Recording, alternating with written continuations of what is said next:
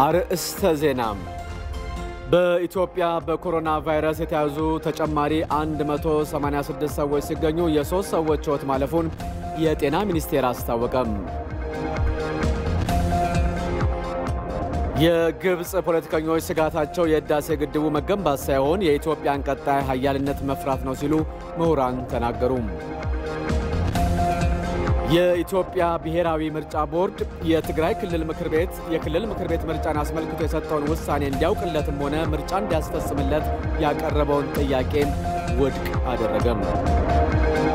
ከውጭ የዜና ምንጭ የኮሮና ቫይረስ በላቲን አሜሪካ ሀገራት በከፍተኛ ፍጥነት እየተሰራጨ ነው።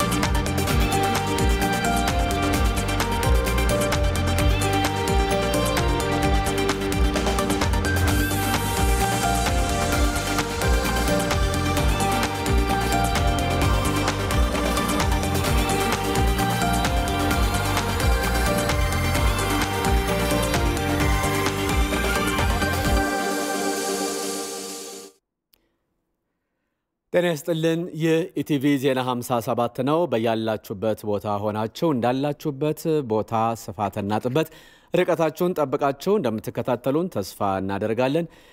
በምልክት ቋንቋ በረከት ቀናው ኢቲቪ ዜና 57ን በመምራት ተመስገን በየነ አብራችሁን እንቆያለን። ቀዳሚ የምናደርገው ደግሞ ዕለታዊውን የኮሮና ቫይረስ መረጃ ነው። በኢትዮጵያ በኮሮና የተያዙ ተጨማሪ 186 ሰዎች መገኘታቸውና የ3 ሰዎች ሕይወት ማለፉን የጤና ሚኒስቴር አስታወቀ። ባለፉት 24 ሰዓታት በተደረገ 4034 የላቦራቶሪ ምርመራ ነው በኮሮና የተያዙ 186 ሰዎች የተገኙት። የእድሜ ክልላቸው ሲታይ ደግሞ ከ6 ወር ሕፃን እስከ 75 ዓመት አዛውንት ይገኙበታል። 73ቱ ወንዶች ሲሆኑ 113ቱ ደግሞ ሴቶች ናቸው። በዜግነት ሲታይ 181ዱ ኢትዮጵያውያን ሲሆኑ ቀሪዎቹ 5ቱ ደግሞ የውጭ ሀገር ዜጎች መሆናቸውን የጤና ሚኒስትሯ ዶክተር ሊያ ታደሰ ገልጸዋል። 147 ሰዎች ከአዲስ አበባ፣ 16 ሰዎች ከሶማሌ፣ 10ሩ ከአፋር ክልል፣ 8ቱ ከድሬዳዋ፣ 4ቱ ከኦሮሚያ ክልልና 1 ከደቡብ እንደሆኑም ገልጿል። በአጠቃላይ በአገሪቱ እስካሁን ቫይረሱ የተገኘባቸው ሰዎች ቁጥር 5034 ደርሷል። በአስከሬን ምርመራ የተገኙ 2 ሟቾችን ጨምሮ የ3 ሰዎች ሕይወት በቫይረሱ ያለፈ ሲሆን በቫይረሱ የሞቱ ሰዎች ቁጥር 78 ደርሷል። ተጨማሪ 74 ሰዎች ከቫይረሱ በማገገማቸው እስካሁን ያገገሙ ሰዎች ቁጥር 1486 መድረሱን ነው የጤና ሚኒስትሯ ዶክተር ሊያ ታደሰ በዕለታዊ የኮሮና ቫይረስ መረጃቸው ላይ የገለጹት። የኢትዮጵያ ብሔራዊ ምርጫ ቦርድ የትግራይ ክልል ምክር ቤት ምርጫን አስመልክቶ የሰጠውን ውሳኔ እንዲያውቅለትም ሆነ ምርጫ እንዲያስፈጽምለት ያቀረበውን ጥያቄ ውድቅ አደረገው። ክቡራን ተመልካቾቻችን ከዚህ ቀጥሎ የምናቀርበው የትግራይ ክልል ምክር ቤት የክልል ምርጫ እንዲፈጸም ለቦርዱ ያቀረበውን ጥያቄ አስመልክቶ ከኢትዮጵያ ብሔራዊ ምርጫ ቦርድ የተሰጠውን መግለጫ ነው የምናቀርበው። የትግራይ ክልል ምክር ቤት ኮቪድ-19ን እየተከላከለ 6ኛውን ዙር ምርጫ ለማካሄድ የወሰነ በመሆኑ የኢፌዴሪ ሕገ መንግስት በሚያዘው መሰረት ቦርዱ ውሳኔውን ተቀብሎ ምርጫውን እንዲያስፈጽም ምርጫውን ለማካሄድ የሚያስፈልግ የሰው ኃይልና ሎጂስቲክስ ዝግጅት እንዲያደርግና ውሳኔውን ለምክር ቤቱ እንዲያሳውቅ ሲል ጥያቄ አቅርቧል። በመላ ሀገሪቱ በፌደራልም ሆነ በክልሎች የሚደረጉ ምርጫዎችን የማስፈጸም ስልጣን የኢትዮጵያ ብሔራዊ ምርጫ ቦርድ መሆኑ በኢፌዴሪ ሕገ መንግስት አንቀጽ 102(1) ላይ ተደንግጓል።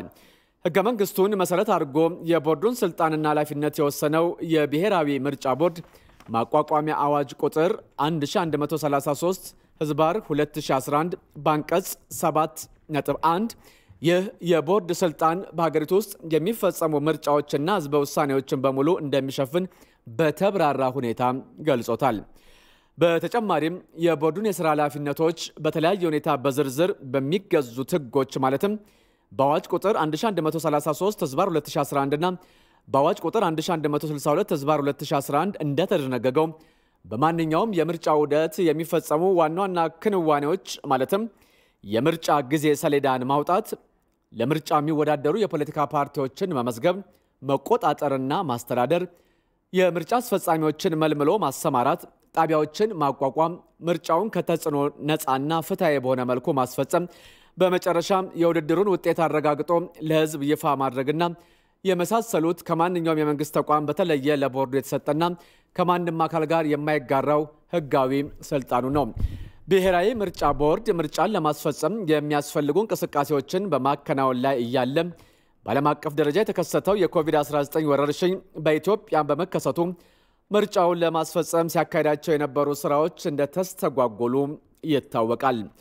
ወረርሽኙ በኢትዮጵያ መከሰቱ እንደተረጋገጠ ሁኔታውን መገምገም አስፈላጊ ሆኖ በመገኘቱ ቦርዱ ከሚመለከታቸው ባለድርሻ አካላት ምክክር ካደረገ በኋላ ስድስተኛውን ሀገራዊ ጠቅላላ ምርጫ ቀደም ሲል ቦርዱ ባወጣው የምርጫ የጊዜ ሰሌዳ መሰረት ማካሄድ የማይቻል መሆኑን ወስኖ ይህንን ውሳኔ ለህዝብ ተወካዮች ምክር ቤት አቅርቧል።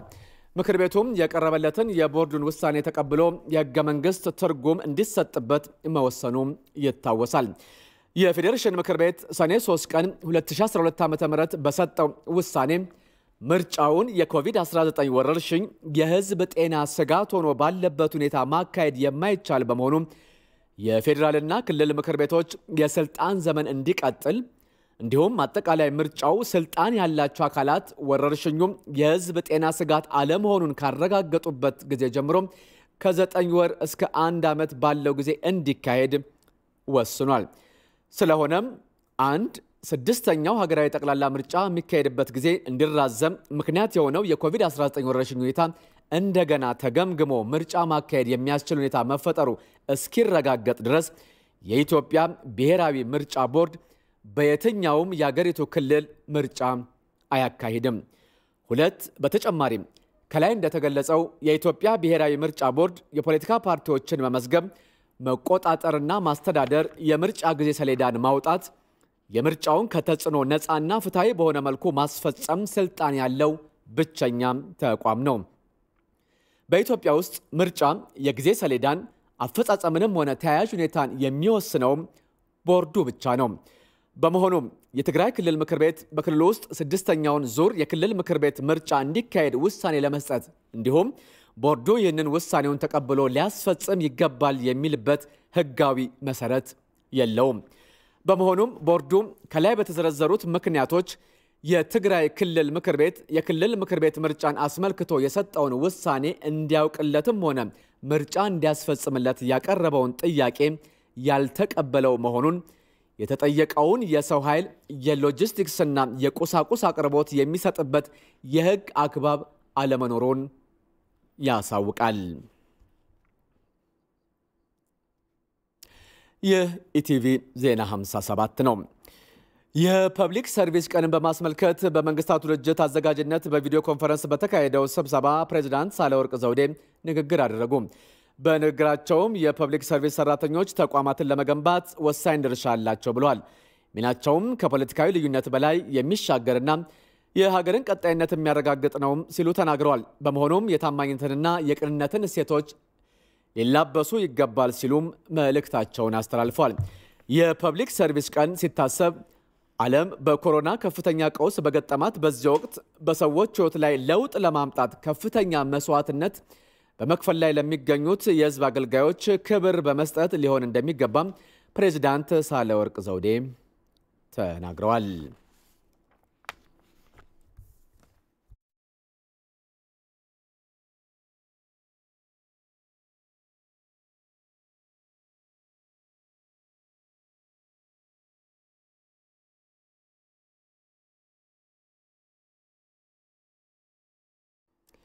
መንግስት የመጪው ዓመት በጀት ዝግጅት ኢኮኖሚውን ከኮሮና ተጽዕኖ ለመታደግ የተወሰዱ እርምጃዎችና የተገኙ ውጤቶችን ታሳቢ ያደረገ መሆኑን የገንዘብ ሚኒስቴር አስታወቀ። የ2013 በጀት ዓመትን ቅድመ ዝግጅት አስመልክቶ የሕዝብ ተወካዮች ምክር ቤት የገቢ በጀትና ፋይናንስ ጉዳዮች ቋሚ ኮሚቴ ለገንዘብ ሚኒስቴር ስራ ኃላፊዎች የተለያዩ ጥያቄዎችን አንስቶ ምላሽ ተሰጥቶባቸዋል። ወይንሻት ደጀኔ የገቢ በጀትና ፋይናንስ ጉዳዮች ቋሚ ኮሚቴ የ2013 በጀት ዓመት ዝግጅትን አስመልክቶ ከገንዘብ ሚኒስቴር ኃላፊዎች ጋር የተለያዩ ጥያቄዎችን አንስቶ ምላሽ ተሰጥቶባቸዋል። የ2013 በጀት ዓመት የበጀት ወጪ ኮቪድ-19 ተጽዕኖ ያለ ከሀገር ውስጥ ገቢው ለመሸፈን የታሰበበት መንገድ ላይ ለተነሱ ጥያቄዎችም የገንዘብ ሚኒስትር ዴኤታው ዶክተር ኢዮብ ተካልኝ ምላሽ ሰጥተዋል። የሚቀጥለው ዓመት የሪከቨሪ ዓመት ያገኘናቸውን ድሎች የምንጠብቅበት ዓመት ኢኮኖሚውን የምናነቃቃበት ከነችግሩ ወረርሽኙ እያለን ቢሆን የተከላከልን we can't afford እንደኛ ያለ ሀገር በሩን ዘግቶ ኢኮኖሚውን አሽመድምዶ ሊቀመጥ አይችልም። ስለዚህ ኬርፉል የሆኑ ኢንተርቬንሽንስ ስለተለዩ ኮር የሆኑ ኢኮኖሚክ አክቲቪቲስ ዘንድሮ እንደተሳካልን ኢንታክት ሆነው ይቀጥላሉ። ለጠቅላላ ሀገራዊ ምርጫ የተበጀተው በጀት በሚመለከትም ከቋሚ ኮሚቴው አባላት ለተነሱ ጥያቄዎችም ምላሽ ተሰጥቶባቸዋል። ምርጫ ቦርድ ላይ ይሄ ፉሊ የምክር ቤቱ ማንዴት ነው፣ ግን ቴክኒካል አስተያየት ነው የምንሰጠው። ክብር ሰብሳቢ የእርሶ ዳይሬክሽን ነው የምንጠብቀው። አይ ይሄን ጥሩ እኛ የምናጥራውና በበጀት አስተዳደር እንፍታው ካሉ በበጀት አስተዳደር እንፈታዋለን። አሁን በየት ውስጥ ተከላለበት ካሉ ኮንቪንስድ ከሆናችሁ እናስገባለን። የኛ ቴክኒካል አስተያየት ግን በቂ ነው የሚል ነው። አሁን በኢንዱስትሪ ፓርኮች አጠቃላይ ሀገራዊ ፕሮጀክት ላይ የተያዙ በጀቶች ላይም ጥያቄ ተነስቶ ምላሽ ተሰጥቶባቸዋል። ፕሮጀክቶቹ አፈጻጸም የአግሮ ፕሮሰሲንግ ስናይ የባዕከር ኢንዱስትሪያል ፓርክ 2011 አልቆ ተግባር ላይ ይውላል ተብሎ የፌደራል መንግስት ፕሮጀክት ነው። ያርሶ አደሩ በጣም ሰፊ የሚባል መሬት ለም መሬት አፈናቅለው አንስተው ገንዘብ ለተቋራጮቹ ሳይሰጥ ቆሟል። ስለዚህ ነባር ፕሮጀክቶች ለማጠናቀቅ አስበን ነው እየሰራን ያለ ነው ከተባለ በተያዘለት ጊዜ እንዲጠናቀቅ ለምን አይደረግም?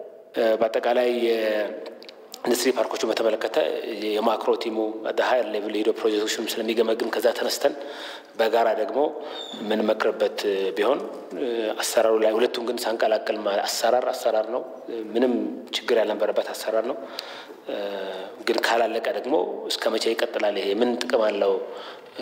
ሌላ የተለየ ሶሉሽን ብንፈልግ አይሻልም ወይ የሚለው ጥያቄ ግን ተገቢ ስለሆነ በዛ አግባብ ብናየው። በየዓመቱ የዋጋ ግሽበቱን ባለ አንድ አሃዝ ለማድረግ እየተሰራ ነው ይባላል። ነገር ግን እውነታው ሌላ ነው ይላሉ የቋሚ ኮሚቴው አባላት። የዋጋ ግሽበቱን ወደ ነጠላ አሃዝ እናወርዳለን የሚል ተቀምጧል። ባለፈውም በምክር ቤት ላይ ተነስቶ ነበረ። አሁን ይሄ ይሆናል ወይ?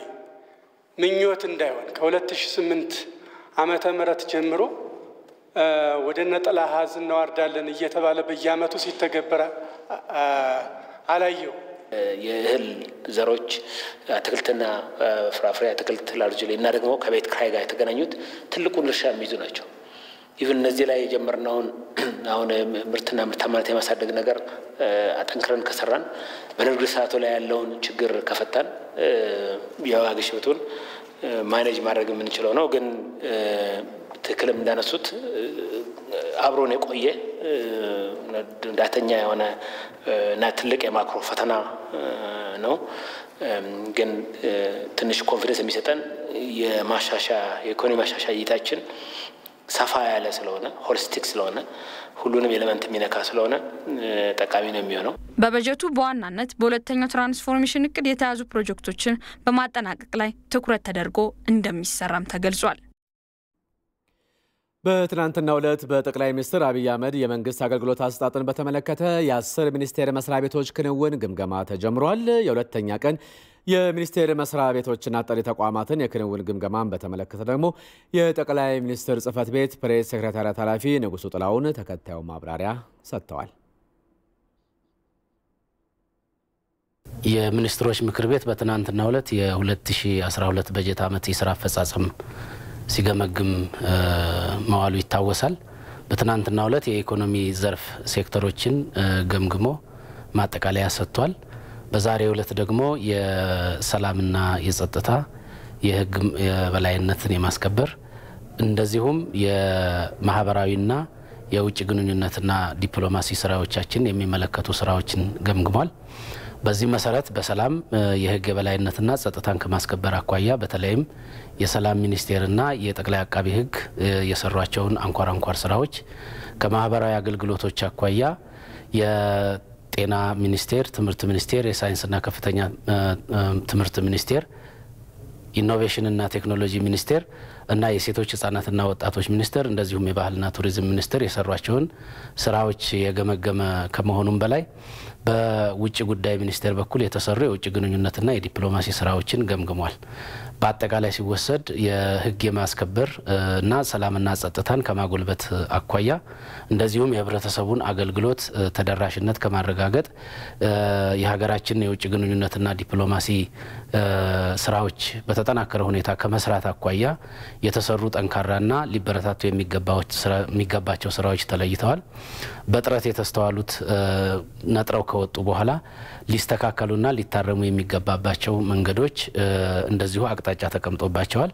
በአጠቃላይ የእያንዳንዱ ሚኒስትር መስሪያ ቤት ዝርዝር ተግባራት በጥንካሬም በጥረትም ከተገመገሙ በኋላ የቀጣይ አቅጣጫዎች ተቀምጠዋል። እነዚህን ዝርዝር ተግባራት በተመለከተ በእያንዳንዳቸው ለህብረተሰቡ በጥንካሬም በጥረትም የተስተዋሉትን በቀጣይ በተለያዩ አግባቦች ለህብረተሰቡ የሚደርሱ ሆኖ በሚኒስትሮች ምክር ቤት ደረጃ ግን በዚህ ደረጃ ሲገመገሙ በአጠቃላይ በአለፈው በጀት ዓመት የተሰሩ ስራዎች አበረታች ውጤቶች የተመዘገቡባቸው በዚሁ ትይዩም ደግሞ እጥረቶችና ያልተሳኩ ተግባራት ያሉባቸው መሆኑ ላይ ሰፊ ውይይት ተደርጎ አቅጣጫም ተቀምጦበት ተጠናቋል።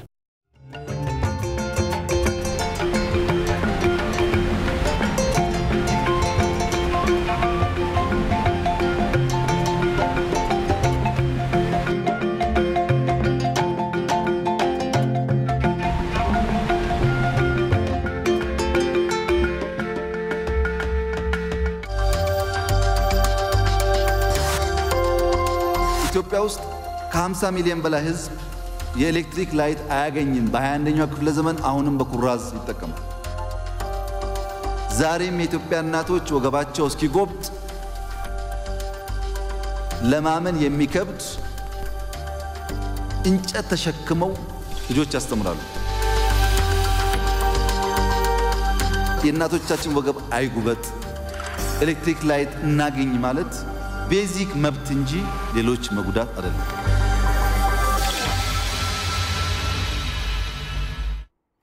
የቀጣይ ዜናዎች ትኩረት የሚሆነው የአባይ ጉዳይ ነው። የኢትዮጵያ ህዳሴ ግድብ ፕሮጀክት በተያዘለት ጊዜ ተጠናቆ ለታለመለት ዓላማ እንዲውል በከፍተኛ ጥንቃቄና ንቅናቄ የተሰራ መሆኑን የሕዝብ ተወካዮች ምክር ቤት አፈ ጉባኤ ታገሰ ጫፎ ገለጹ። አፈ ጉባኤው ፕሮጀክቱ ያልቃል፣ ህዝቡም የልማቱ ተጠቃሚ ይሆናል ብለዋል። የኢትዮጵያ ዜና አገልግሎት ዘግቦታል። ለዜናው ዝርዝር ዋለልኝ ታምር። ኢትዮጵያ ፍትሃዊ በሆነ የውሃ ሀብት አጠቃቀም መሰረት የህዳሴ ግድቧን የገነባች ቢሆንም ግብጽ ግን በመታራምደው ተለዋዋጭ አቋም መግባባት ላይ መድረስ አልተቻለም። የሕዝብ ተወካዮች ምክር ቤት አፈ ጉባኤ ታገሰ ጫፎ ከኢትዮጵያ ዜና አገልግሎት ጋር በነበራቸው ቆይታ እንደገለጹትም የህዳሴው ግድብ የታሰበለትን ግብ እንዳይመታ ትክክል ያልሆኑ የዲፕሎማሲ ጫናዎች ሲደረጉ ቆይተዋል።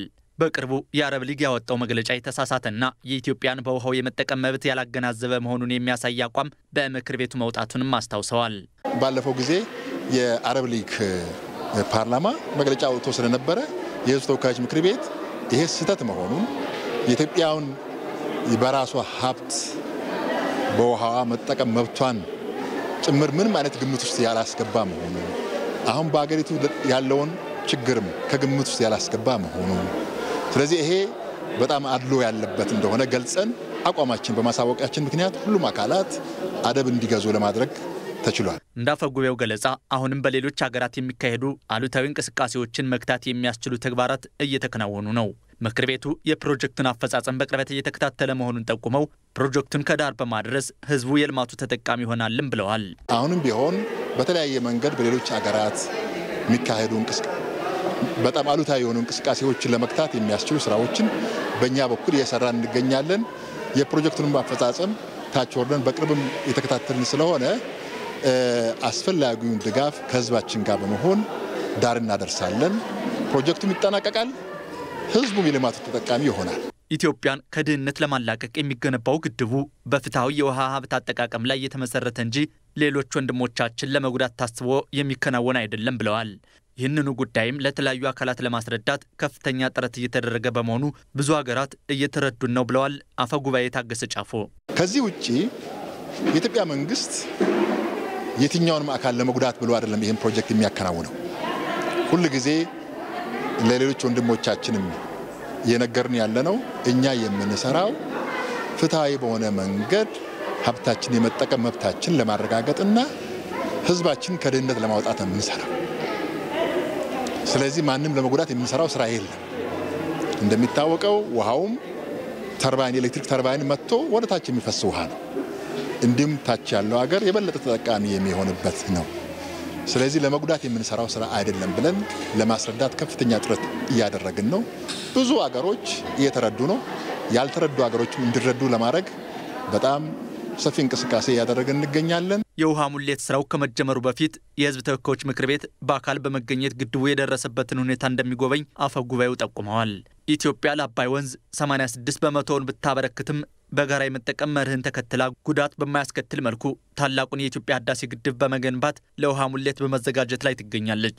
የወንዙ ከፍተኛ ተጠቃሚዋ ግብጽ ግን በየዓመቱ የአስዋን ግድብ በትነት የሚባክነውን ያህል ውሃ እንኳን ኢትዮጵያ ልትይዝ አይገባም የሚል ግትር አቋም ይዛለች።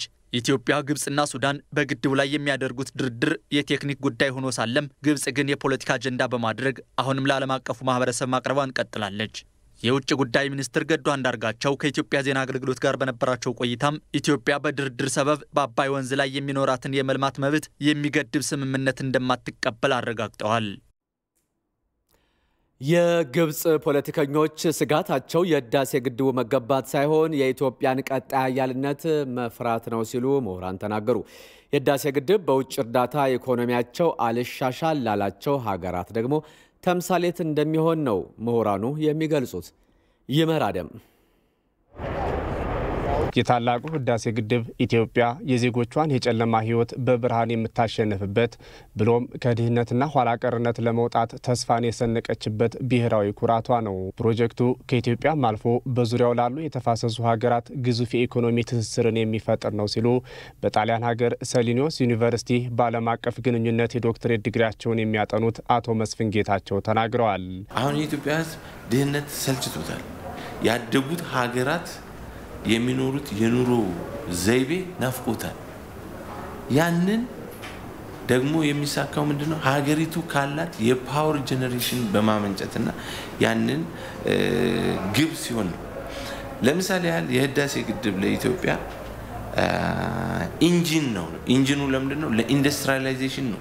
ኢንጂን ነው ለምንድነው? ለኢኮኖሚክ ዴቨሎፕመንት ነው። የኃይል ተደራሽነትን ባሻገር ሀገሪቱ ይህንን ኃይል ለአጎራባች ሀገሮችና ለተፋሰሱ ለሚያዋስናቸው ሀገሮች በኤሌክትሪክ መልክነት በመሸጥ ለኢትዮጵያ ሃርድ ከረንሲ በማስገኘት እነኚህን ኢንጂኖች ያሟላል። ኢትዮጵያ እስካሁን ድረስ የአባይ ውሃ ባለቤቱና እዚህ ግባ የሚባል ጥቅምን ያላገኘች ሲሆን በሌላ በኩል ግን ሌሎች ሀገራትን በመከልከል ግብጽ የአባይን ውሃ ምንም እንኳን መረጃውን ክፍት ባታደርግም ለዘርፈ ብዙ ግልጋሎት ስትጠቀምበት መቆየቷን የውሃ ምህንድስና ምሁሩና የድርድር አባል ዶክተር በለጠ ብርሃኑ ገልጸዋል። ከ70 በመቶ በላይ የሚሆን የመስኖ መሬቷን ማልማት ይችላለች።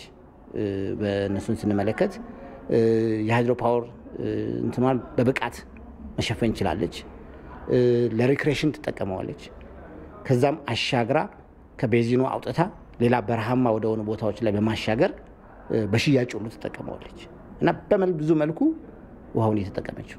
አሁን ላይ ታዲያ ኢትዮጵያ በጋራ እንጠቀም ባለች የግብጽ ውሃውን አትንኩብኝ ባይነት ቀጣይ ስለሚመጣው የኢትዮጵያን ኃያልነት የመፍራት ስጋት ነው ይላሉ አቶ መስፍን ጌታቸው። አሁን የአሜሪካ ራሱ በዓለም ላይ ተጽዕኖ ፈጣሪነቷ ወዴት ሽፍት እያደረገ ነው? ወደ ኢስት ሽፍት እያደረገ ነው። እነ ማንን እየፈራች ነው? እነ ቻይናን እየፈራች ነው። እነ ህንድን እየፈራች ነው።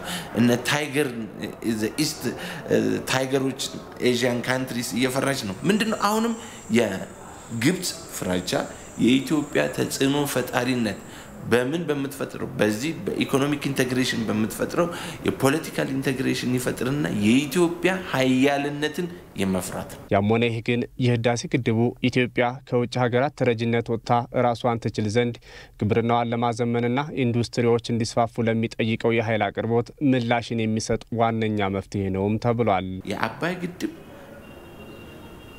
ድህነትን ለጠሉ ህዝቦች በብድር ኢኮኖሚያቸው ሊሻሻል ላልቻሉ ህዝቦች አሻራ ነው፣ ተምሳሌት ነው። ያደጉት ሀገሮች ግብጽ ብትሄድ አሁን እነሰኛ በረሃ ላይ ሴንትራል ፒቮት ኢሪጌሽን ሲስተምን እንደ ትራክተር ነው የሚጠቀሙበት። ይሄ ደግሞ ምንድነው? አግሪካልቸርን ሜካናይዝድ ከማድረግ የሚመጣ ነው። አሁን መንግስት የትኩረት አቅጣጫ ምንድነው?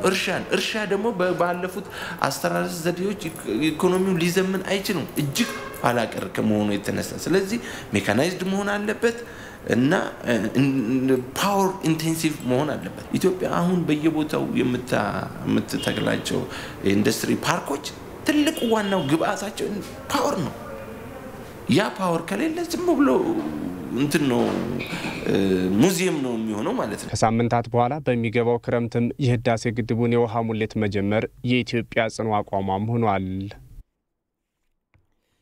ሁልጊዜም የአባይን ወንዝ ፍትሃዊ አጠቃቀም በሚመለከት ተፈጥሯዊ ባለቤት ነኝ ባይዋ ግብጽ በዲፕሎማሲ አግባብ ለመደራደርና ልዩነቶችን በመነጋገር ለመፍታት ፍላጎቱ የሌላት ሀገር መሆኗን ምሁራን ተናገሩ። ግብጽ በተለያዩ ጊዜያት በምታሳየው ተለዋዋጭ አቋም ኢትዮጵያ ሳትዘናጋ የግድቡን ግንባታ ማከናወንና የውሃውን ሙሌትም መጀመር እንዳለባትም ነው ምሁራኑ የተናገሩት። ዮሐንስ ፍሳ ኢትዮጵያ ታላቁ ህዳሴ ግድብን መገንባት ከጀመረችበት ጊዜ በፊትም ይሁን በኋላ ከታችኛው የተፋሰሱ ሀገራት ጋር በዲፕሎማሲያዊ አግባብ በውይይትና በድርድር ልዩነቶችን ለመፍታት ስትንቀሳቀስ መቆየቷ የሚታወቅ ነው። ነገር ግን ሁልጊዜም የአባይን ወንዝ ፍትሃዊ አጠቃቀም በሚመለከት ተፈጥሯዊ ባለቤት ነኝ የምትለው ግብጽ በዲፕሎማሲያዊ አግባብ ለመደራደርና ልዩነቶችን በመነጋገር ለመፍታት ፍላጎት የሌላት ሀገር መሆኗን ነው ለአባይ ውሃ ሙግት መጽሐፍ ደራሲ አምባሳደር ኃይሉ ወልደ ጊዮርጊስ የሚገልጹት። ኢትዮጵያ በገዛ ውሃ በገዛ ገንዘብ በሰራችው ግድብ ይህንን ውሃ የጎረቤቶችን ሳልጎዳ እኔ ከድህነት የምወጣበት አንድ መንገድ ነው ብላ የምትለውን የሰላምን የቀጠናውን ሰላምና ጸጥታ ያደፈርሳል ብላ ጸጥታው ምክር ቤት ደብዳቤ መጻፍ በእውነት ትዝብት ላይ የሚያደርስ አቋም ነው። በጣም የሚያሳዝን አቋም ነው። በቅርብ ቀን እንደ አዲስ በቀጥታ ስርጭት ባደረጉት ቨርቹዋል የሶስትዮሽ የመርሆ ስምምነት ውይይት ላይ ግብጽ ያሳየችው አፈንጋጭ አቋም ሀገሪቱ ምንጊዜም ቢሆን ወንዙን በበላይነት ለብቻዋ ለመጠቀም ያላትን ኢፍትሃዊ እሳቤ የሚያሳይ መሆኑን ነው የፖለቲካ ሳይንስ ምሁሩና የአባይ ውሃ ጉዳይ ተመራማሪና ተደራዳሪ ዶክተር ያዕቆብ አርሳኖ የሚናገሩ። በየክረምቱ ከዝናብ ውሃ ጎርፍ የሚሞላ ውሃ ግብጽ ውስጥ የሚሄደውን ትርፍ ውሃ የመሙላት ያህል ነው እንጂ የሚጎዳቸው አይደለም። ይሄንንም አዙሮ ለማሰብ ፍላጎት የላቸውም፣ ፈቃደኞች አይደሉም። ዋና ነገራቸው ውሃችንን ማንም ሰው እንዳይነካ የሚል ነው። የሌሎች ውሃ መሆኑን የጋራ ውሃ መሆኑን ግብጾች እስካሁን ድረስ አልገባቸውም። ኢትዮጵያ በፊትም ይሁን አሁን በጋራ ተወያይተን እንልማ የሚል አቋም ላይ ብትሆንም ግብጽ ሁሌም ቢሆን ከራሷ ሐሳብና አጀንዳ ውጪ የሌላን ሐሳብ የመቀበል ፍላጎት የላትም ይላሉ የድንበር ተሻጋሪ ወንዞች ተመራማሪ ዶክተር አርካቦታ። ግብጽ እኮ በኢትዮጵያ ውሃ ነው በላይኞቹ ተጋሪ ሀገሮች ውሃ እንደዛ ተንደላቃ ስትኖር የወሎን ድርቅ ጊዜ በወሎ በትግራይ በኢትዮጵያ 1 ሚሊዮን ህዝብ ሲያልቅ እኮ ኩንታል እርዳታ ልካለች። I don't remember። ምንም ቢሆን ግን ግብጽ በተለያዩ ጊዜያት በመታሳየው ተለዋዋጭ አቋም ኢትዮጵያ ሳትዘናጋ የግድቡን ልማት ማከናወንና የውሃውን ሙሌት መጀመር አለባትም ተብሏል። ዘመኑም የሚፈቅድ ልማት እንደሆነ ይህ ልማት ሌላውን ሀገር ግብጽና ሱዳን በከፋ መንገድ የማይጎዳ መሆኑን ኢትዮጵያ ማሳየት አለባት እና ይሄንን እያሳየች ልማቷን መቀጠል አለባት። ተጎድቻለሁ፣ ደርቅ ያለሁ፣ ውሃ አጥቻለሁ የሚል ወገን ይሄንን ማስረገጥ አለበት፣ ማሳየት አለበት። ቀፎ ተነካበት ንብ እንደሚሆን የበለጠው ነው መሆንና በአመለ ላይ ውሃው መጀመር መሙላት ከዛ በኋላ ሙልት ካለ በኋላ ኃይል ከዛ በኋላ ግብፅም 3000 ሜጋዋት ኃይል ለመግዛት ትፈልጋለች። እንደምትፈልግ እኮ ተነጋግራለች። አውቃ ነው።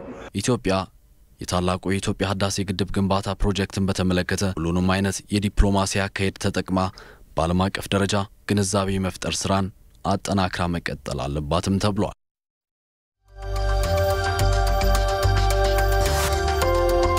ኢትዮጵያ ውስጥ ከ50 ሚሊዮን በላይ ህዝብ የኤሌክትሪክ ላይት አያገኝም። በ21ኛው ክፍለ ዘመን አሁንም በኩራዝ ይጠቀማል። ዛሬም የኢትዮጵያ እናቶች ወገባቸው እስኪጎብጥ ለማመን የሚከብድ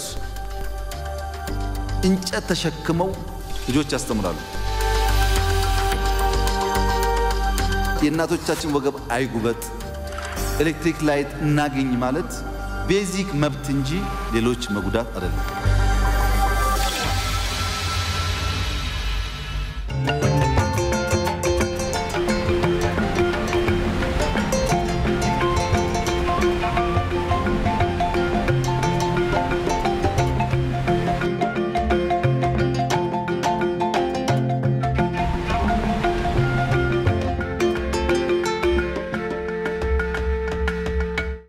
የኢቲቪ ዜና 57 ነው።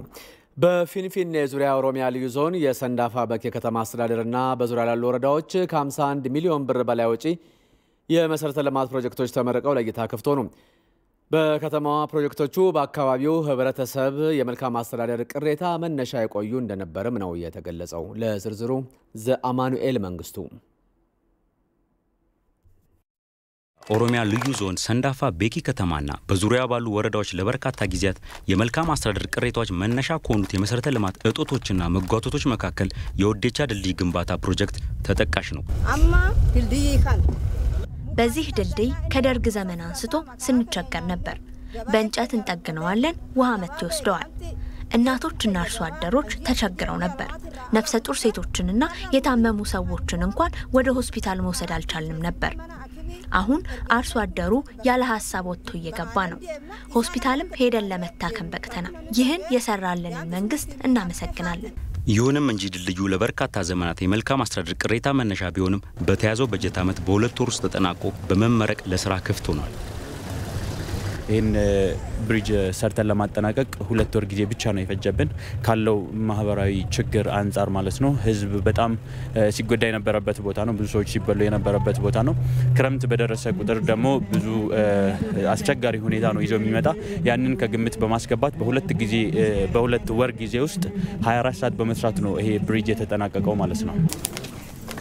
በፊንፊኔ ዙሪያ ኦሮሚያ ልዩ ዞን ሰንዳፋ በኬ ከተማ ከተመረቁት አዳዲስ ፕሮጀክቶች መካከል ለበርካታ ጊዜያት ሲጓተቱ የነበሩ እንደሚገኙበትም ተገልጿል። ወደ 6 የሚሆኑት ያደሩት ሲጓተቱ አፈጻጸማቸው የተጓተተ ፕሮጀክቶች ነበሩ። ኦልሞስት እነሱን 6ቱንም ወደ ማጠናቀቅ ላይ ደረስንበት ሁኔታዎች ናቸው ያሉት ማለት ነው። በጀታቸውን ስንደምር እስካሁን ባለን ካቀድናቸው ወደ 53.4 ሚሊዮን የሚያወጡት ናቸው ብለን መውሰድ እንችላለን። በተያዘው በጀት ዓመትም በኦሮሚያ ክልል በአጠቃላይ የተለያዩ የልማት ስራዎች ተጠናቀው አገልግሎት እንደሚሰጡም ተነግሯል። በዘንድሮ ዓመት የጀመርናቸውን ፕሮጀክቶች የምናጠናቅቅበት ዘመን ነው በሚል በተከበረው ጨፌ በተቀመጠው አቅጣጫ መሰረት የተለያዩ ኮሚቴዎች ተደራጅተው የክትትልና የድጋፍ ስርዓትም ተዘርግቶ በርካታ ስራዎች ሲከናወኑ ቆይቷል። በዚህም ሂደት እንደ ክልል ወደ 4000 የሚጠጉ ፕሮጀክቶች ተጠናቀው 14 ሚሊዮን ገደማ የሚሆን ህዝባችንን ተጠቃሚ በሚያደርግ መልኩ ለምርቃት ክፍት ሆኖ በዚህ ሳምንት የኦሮሚያ የፕሮጀክቶች የምረቃ ሳምንት በመሰየም እየመረቅን እንገኛለን። የተጠናቀቁት ፕሮጀክቶች ለህብረተሰቡ ከሚሰጡት የልማት ግልጋሎት በተጨማሪ ዘርፈ ብዙ ጥቅም የተገኘባቸው ናቸውም ተብሏል። ፕሮጀክቶች በተያዘላቸው ጊዜ መጠናቀቅ እንደሚችሉ የተጓተቱ ፕሮጀክቶችም የተረሱ ፕሮጀክቶችም ሳይቀሩ ተገባደው ለህዝብ አገልግሎት መስጠት እንደሚችሉ አይተናል ማለት ነው። ዘንድሮ በፕሮጀክት አስተዳደር ሂደት ያደረግነው ምንድነው? በተደረገው ክትትል አፈጻጸማቸው በጣም የተጓተተ ህዝቡን ሲያንገላቱና በፕሮጀክቶች መጓተት የህዝብ ችግር ሳይፈታ የመልካም አስተዳደር ቅሬታ እንዲሆን መነሻ የሆኑ ኮንትራክተሮችን በመለየት በርካታ እርምጃዎች ተወስደዋል ማለት ነው። ሶስተኛው መሰረታዊ ነገር ለውጥ ያደረግንበት የህዝቡን ተሳትፎ ነው። ህዝቡ ከጫፍ እስከ ጫፍ ነው ፕሮጀክቶቹ እንዲጠናቀቁ ለአገልግሎት እንዲበቁ ትብብር ሲያደርግ የነበረው። በሌላ በኩል ደግሞ በምስራቅ ሐረርጌ ዞን በ47 ሚሊዮን ብር ወጪ የተገነባው የቴክኒክና ሙያ ማሰልጠኛ ኮሌጅ ተጠናቆ ለአገልግሎት ክፍት ሆኗል። የአካባቢው ነዋሪዎችም ኮሌጁ መከፈቱ ትልቅ የትምህርት ዕድል እንደሚፈጥር ነው የተናገሩት። ሩት ወርቁ በምስራቅ ሐረርጌ ዞን በ47 ሚሊዮን ብር ወጪ የተገነባው የመልካ በሎ ወረዳ የቴክኒክና ሙያ ማሰልጠኛ ኮሌጅ ተጠናቆ ለአገልግሎት ክፍት ሆኗል።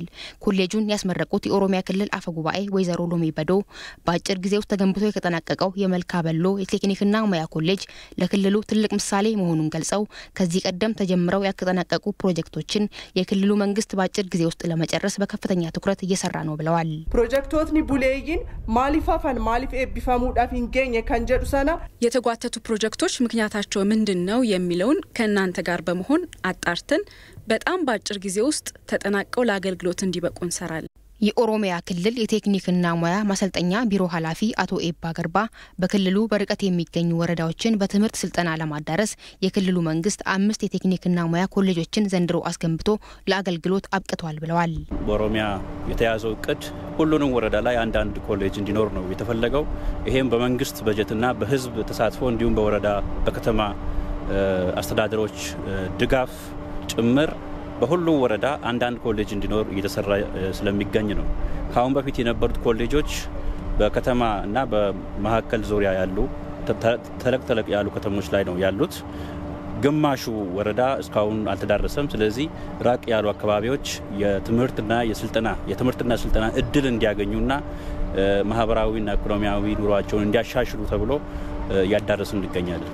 የመልካ በሎ ወረዳ ነዋሪዎች ኮሌጁ በወረዳቸው መከፈቱ ትልቅ እድል እንደፈጠረላቸው ለኢቲቪ ተናግረዋል። አሁን እዚህ ጋር ይሄ ኮሌጅ ሲሰራ በጣም ነው የተደሰነው። ነው ከሆነ አሁን ልጆች እዚህ ተምሮ ምንም ያው 10ኛ ክፍል ተምሮ ቁጭ ነው በቃ ቴምፕላስ ቁጭ እየተባባሉ ነው የሚሰዳደቡት። መማርም ስላልቻሉ ማለት ነው። ዳ ልጆች ናቸው በብዛት ያሉት እና አሁን ቴክኒክና ሙያ በቃ ሲከፈትልን በጣም ተደስተናል። ዛሬ በተለይ እውነቱን ነው የምልህ በጣም ነው ተደሰትነው። ለመማር ፍላጎት ያላቸው በጣም ከፍተኛ ታለንት ያላቸው ተማሪዎች በኢኮኖሚክ ተስኖ ምክንያት መማር ያልቻሉ አሉ። ብዙ ተስኖ ሊያሳደረበት የነበረው የተማሪዎች ኃይለኛ ነበሩ። አሁን እዚህ ጋር አጋጣሚ ፕሮጀክት ለመከፈቱ በጣም ደስ ብሎናል። እኔ እንደዚህ ተወላጅ ተማሪ እዚህ አካባቢ ነዋሪ በመሆኔ በጣም ተደስቼበታል። ሴቶቻችን ያንን ብዙ ርቀት ሄደው ኢኮኖሚካሊ ሳይኮሎጂካሊ ብዙ ጉዳት ይደርስባቸው ነበር። አሁን ግን እዚሁ እየሰሩ የቀን ስራ እየሰሩ ማታ የሚማሩ አሉ እና ይሄ በጣም ለሴቶቻችን እኔ በጣም ከባድ ደስታ ይሰማኛል። በምስራቅ ሐረርጌ ዞን ሰሞኑን የበደኖ አንደኛ ደረጃ ሆስፒታልን ጨምሮ በርካታ ፕሮጀክቶች ተጠናቀው ለአገልግሎት ክፍት ሆነዋል።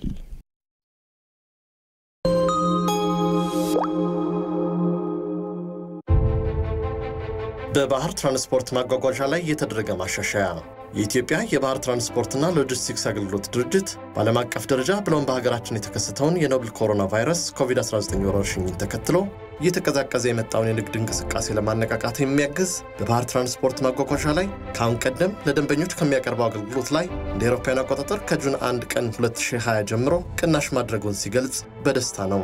በዚህም በአውሮፓና አፍሪካ የንግድ መስመሮች በሚገኙ 103 ወደቦች ባለ 20 ጫማ ኮንቴነር ላይ የ9.31% እንዲሁም 60 ወደቦች እስከ 26.59% የሚደርስ ቅናሽ ሲደረግ ባለ 40 ጫማ ኮንቴነር ላይ ደግሞ 85 ወደቦች 10.67% እንዲሁም 79 ወደቦች ላይ እስከ 28.02% የሚደርስ ቅናሽ ተደርጓል። በሩቅ ምስራቅና ቻይና የንግድ መስመሮች በሚገኙ 41 ወደቦች ባለ 20 ጫማ ኮንቴነር ላይ የ9.31% እንዲሁም 75 ወደቦች እስከ 26.59% የሚደርስ ቅናሽ ሲደረግ ባለ 40 ጫማ ኮንቴነር ላይ ደግሞ 55 ወደቦች 10.67% እንዲሁም 63 ወደቦች ላይ እስከ 28.02% የሚደርስ ቅናሽ ተደርጓል። በመካከለኛው ምስራቅና ህንድ የንግድ መስመሮች በሚገኙ 11 ወደቦች ባለ 20 ጫማ ኮንቴነር ላይ የ9.31% እንዲሁም 23 ወደቦች እስከ 26.59% የሚደርስ ቅናሽ ሲደረግ ባለ 40 ጫማ ኮንቴነር ላይ ደግሞ 16 ወደቦች 10.67% እንዲሁም 18 ወደቦች ላይ እስከ 28.02% የሚደርስ ቅናሽ ተደርጓል። ከዚህም በተጨማሪ ጥቅል ዕቃና ብረትን ለሚያስመጡ ደንበኞች በሁሉም የንግድ መስመሮች ላይ የ10% ቅናሽ ማድረጋችንን ለክቡራን ደንበኞቻችን እናስታውቃለን። ለጥረቶ እሴት እንጨምራለን። የኢትዮጵያ የባህር ትራንስፖርትና ሎጂስቲክስ አገልግሎት ድርጅት። ከውጪ የመረጃ ምንጭ ወዳገኘነው ዜና ነው የምናልፈው። ትኩረቱ ኮሮና ላይ ነው። የኮቪድ-19 ኮሮና ቫይረስ በላቲን አሜሪካ ሀገራት በከፍተኛ ፍጥነት እየተሰራጨ ነው። በወረርሽኙ ሕይወታቸውን ያጡ ሰዎች ቁጥር ደግሞ 100,000 ደርሷል ነው የተባለው። ዝርዝሩ የነጻነት ወርቁ ነው። የብራዚሉ ፕሬዝዳንት ጃየር ቦልሶናሮ ያለፊት መሸፈኛ ጭንብል በመንቀሳቀስ በሀገሪቱ መነጋገሪያ ሆነው ሰንብተዋል። ታዲያ ይህን የተመለከቱ አንድ የሀገሪቱ ዳኛ ፕሬዝዳንቱ የግድ የአፍና የአፍንጫ መሸፈኛ እንዲያደርጉ በይነውባቸዋል። ፕሬዝዳንቱ በሀገሪቱ ያለውን ሕግ አክብረው መንቀሳቀስ እንደሚገባቸውም ዳኛው አስጠንቅቀዋል። በዚህ ሳምንት ብራዚል ከአሜሪካ ቀጥሎ በወረርሽኙ ሕይወታቸውን ያጡ ዜጎች ቁጥር ከፍተኛ የሆነባት ሀገር ሆና ተመዝግባለች። በርካቶች ፕሬዝዳንት ቦልሶናሮ ለበሽታው ያላቸው ዝቅተኛ ግምት እንዲሁም እርምጃ ለመውሰድ የሰጡት ምላሽ ፈጣን አለመሆኑ ሀገሪቱን አሁን ላለችበት አስቸጋሪ ሁኔታ ዳርጓታል ሲሉ ተደምጠዋል። በሽታው በብራዚል የተስፋፋው እኛ ምንም ዝግጅትና ጥንቃቄ ሳናደርግ ነው። ይህን አለማድረጋችን ደግሞ በአጭር ጊዜ ወረርሽኙ እንዲስፋፋ አድርጎታል። ሰዎች ቫይረሱን ከመፍራትና አስፈላጊውን ጥንቃቄ ከማድረግ ይልቅ በበሽታው እየቀለዱ ነው። እንደምትመለከቱት ቫይረሱ የሰው ልጆችን ሕይወት ይቀጥፋል። የኔም አባት የሞተብኝ በዚሁ ወረርሽኝ ሳቢያ ነው። ሜክሲኮም የሟቾች ቁጥር በከፍተኛ ሁኔታ እየጨመረ ይገኛል። በሀገሪቱ በቫይረሱ ተጠቅተው በጽኑ የታመሙ ከ23,000 በላይ ዜጎች ሕይወታቸውን አጥተዋል። በየቀኑ በወረርሽኙ የተያዙ ሰዎች ቁጥር እየጨመረ ነው። የጤና ሚኒስቴር ዴታው እንደነገሩን መቼ ነው ይህ የሚቀንሰው? ከአሜሪካ 250 የመተንፈሻ መርጃ መሳሪያ ወይም ቬንቲሌተሮችን በድጋፍ ያገኘችው ፔሩ ወደ 270,000 የሚጠጉ ሰዎች በኮቪድ-19 ተይዘውባታል። ሀገሪቱ ሰዎች የእንቅስቃሴያቸውን መጠን እንዲቀንሱ ገደብ ብታስቀምጥም የሚያከብርላት ግን አላገኘችም። መንግስት ችግሮችን በአፋጣኝ እየፈታ አይደለም። በአሁኑ አካሄድ ከቀጠልን በወረርሽኙ የሚያዙ ሰዎች ቁጥር በብዙ እጥፍ መጨመሩ አይቀርም። ለምሳሌ የትራንስፖርት ማጓጓዣ ላይ ያለውን ግፊያና መጫነቅ ብቻ እንኳን ብናይ በጣም አስቸጋሪ ነው። ሌላዋ የላቲን አሜሪካ ሀገር በሆነችው በቺሊ የሚገኙ የጤና ባለሙያዎች በሀገሪቱ በወረርሽኙ የሚያዙ ሰዎች ቁጥር አሁን ካለበት ከጨመረ ህሙማንን ለማከም ምንም አይነት ባለሙያ፣ የሕክምና መሳሪያ እንዲሁም ቦታ እንደሌለ አስታውቀዋል። የሕክምና መሳሪያዎችን ላሉ ታማሚዎች አውለን እጃችን ባዶ ሆኗል። ነገር ግን ቁጥራቸው ትንሽ ቢሆንም የሚያገግሙና ጤናቸው የሚመለስላቸውን ሰዎች እየተመለከትን ነው።